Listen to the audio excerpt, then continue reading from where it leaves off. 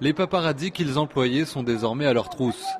Rupert Murdoch, le magnat australo-américain des médias, et son fils James étaient entendus cet après-midi par la commission des médias du Parlement britannique.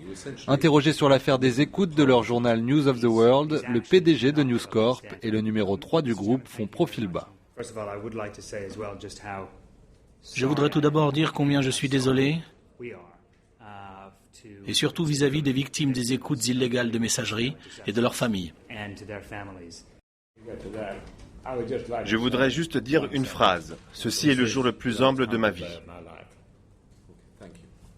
Humilité, mais aucune repentance. Rupert Murdoch, l'un des hommes les plus influents du monde, refuse d'assumer l'ultime responsabilité du scandale.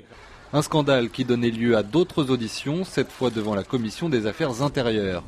Il y a 2 jours, Sir Paul Stephenson était encore le tout-puissant chef de Scotland Yard, la police britannique, avant de démissionner suite à ce qu'on appelle désormais le Murdoch Gate.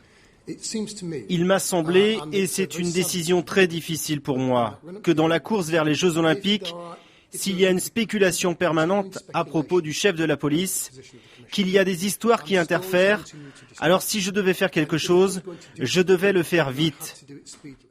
La raison avancée risque de ne pas satisfaire les députés qui interrogeaient ensuite le patron de l'antiterrorisme, John Yates, lui aussi démissionnaire.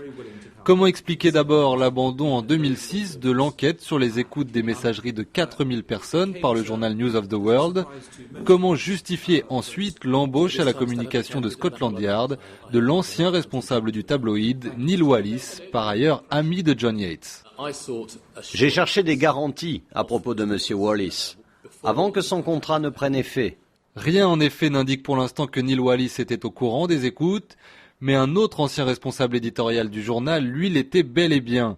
Andy Coulson, qui jusqu'en janvier dernier occupait le poste de directeur de la communication du Premier ministre David Cameron.